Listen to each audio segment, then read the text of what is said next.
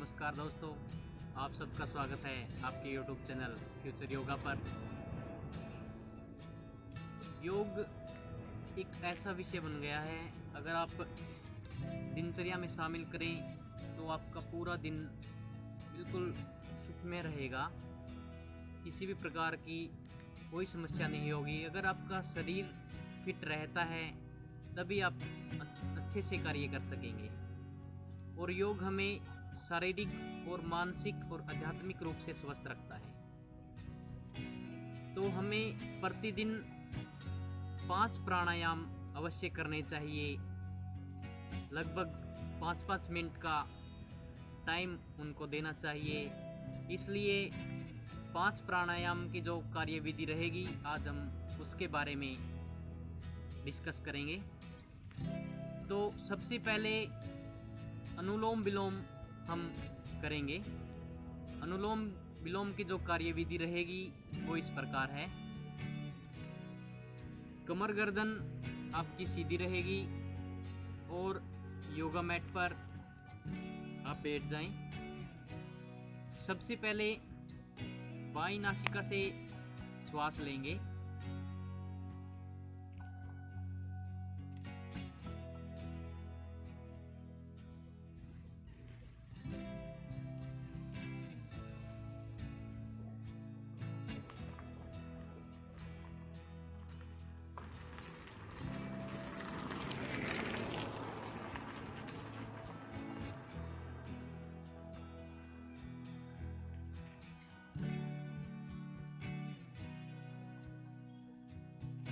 बाईं नासिका से श्वास लेंगे और दाएं से छोड़ देंगे। फिर जिस नासिका से आपने श्वास छोड़ा है उसी से श्वास लेंगे और अपोजिट नासिका से श्वास को छोड़ देंगे। यह अनुलोम की कार्यविधि रहेगी। एक बार पुनः देखेंगे।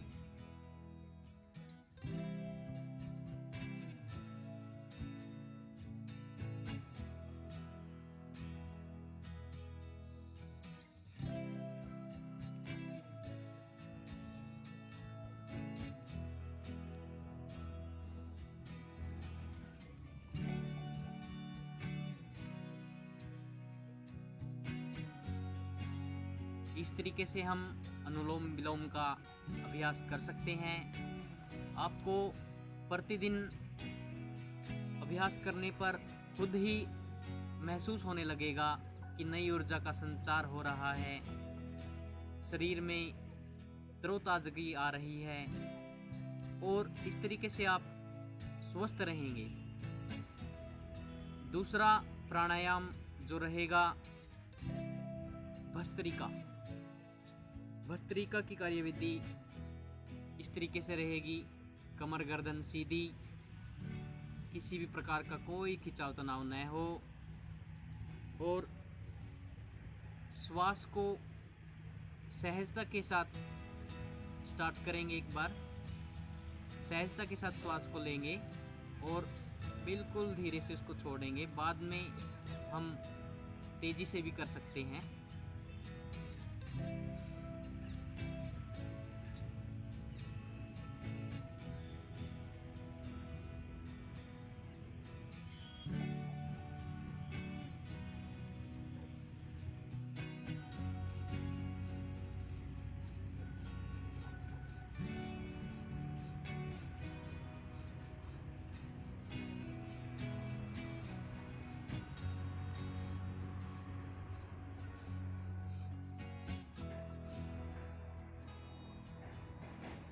इस तरीके से हम भस्त्रिका प्राणायाम का अभ्यास कर सकते हैं। अगर आपका बीपी हाई है तो आप भस्त्रिका का अभ्यास न करें, क्योंकि हाई ब्लड प्रेशर में आप यह प्राणायाम नहीं कर सकते।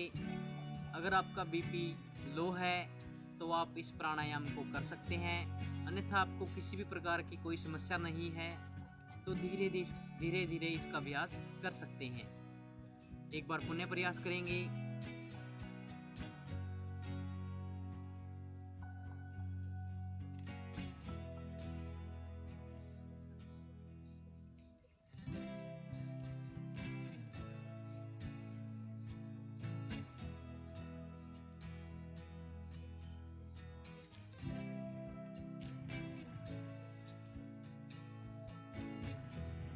अगर आपको असहज महसूस हो रहा है तो इस प्राणायाम का अभ्यास न करें, क्योंकि एकदम से शरीर में गर्माहट पैदा करता है भस्त्रिका प्राणायाम। सर्दियों में इसका अभ्यास लगभग 4 से 5 मिनट तक आप कर सकते हैं और गर्मियों में आप लगभग 1 से 2 मिनट तक भस्त्रिका का अभ्यास। तीसरा प्राणायाम जो है हमारा भ्रामरी रहेगा, उसकी कार्यविधि इस प्रकार रहेगी। कमर गर्दन बिल्कुल सीधी और दोनों अंगूठे इस तरीके से कानों के पास रहेंगे और एक उंगली यहाँ पर भ्रूमध्य पर, 2 उंगलियां आँखों पर और भंवरे के समान गुंजन करनी है, उसको महसूस करना है।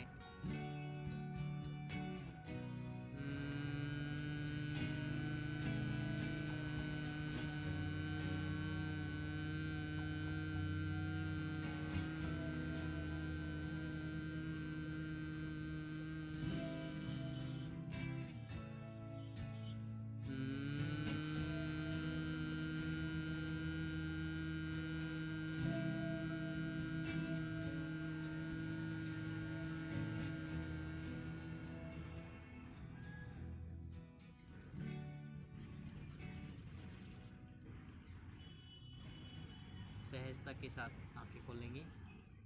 इस तरीके से आप भ्रामरी प्राणायाम का अभ्यास कर सकते हैं और ध्यान रहे आंखों पर ज़्यादा दबाव नहीं डालना है और जो गुंजन हमने महसूस की उत्पन्न की है उसको महसूस करना है। अच्छे तरीके से आपको यह प्राणायाम करना है।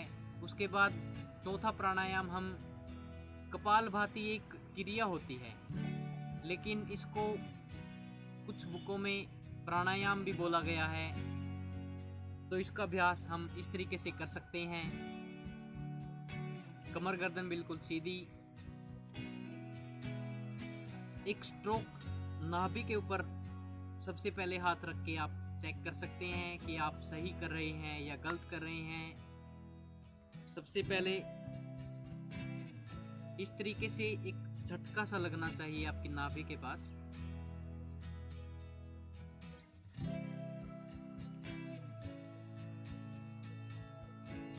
आप 1 सेकंड के हिसाब से इसको कर सकते हैं, 1 सेकंड में एक स्ट्रोक।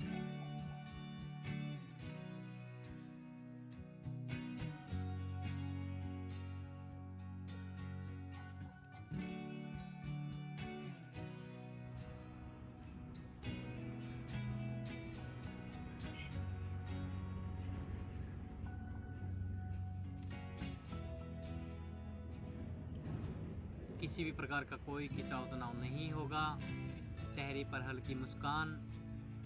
यह भ्रामरी प्राणायाम के बाद हमने अब जो किया है कपालभाति, जिसको बोलते हैं नाभि के ऊपर इस तरीके से स्ट्रोक लगाना। उसके बाद हमारा अंतिम और 5वां प्राणायाम रहेगा नाड़ी शोधन। जैसे हम अनुलोम विलोम करते हैं, प्रक्रिया उसी तरीके से रहेगी, लेकिन इसमें बीच में कुंभक लगाएंगे। श्वास को यथासंभव रोकने का प्रयास करेंगे। उसके बाद दूसरी नासिका से उसको छोड़ देंगे। तो ध्यान से देखें, पहले बाईं नासिका से श्वास लेंगे,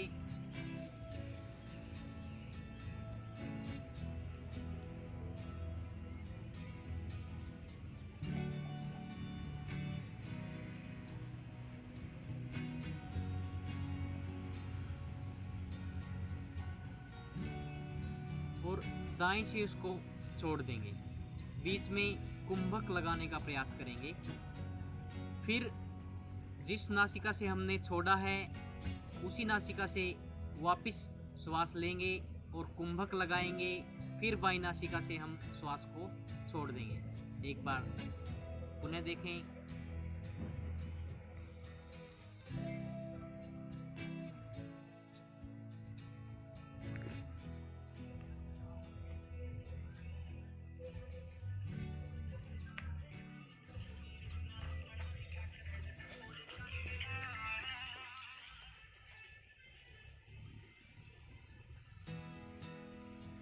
बाई नासिका से हम श्वास को छोड़ देंगे। जैसे अनुलोम विलोम हम करते हैं वैसे ही नाड़ी शोधन है, लेकिन इसमें बीच में कुंभक लगाते हैं। तो ये 5 प्राणायाम अगर आप प्रतिदिन करते हैं तो आपको काफ़ी अच्छा रिजल्ट मिलेगा।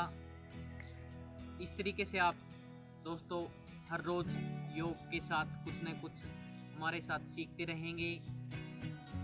धन्यवाद दोस्तों।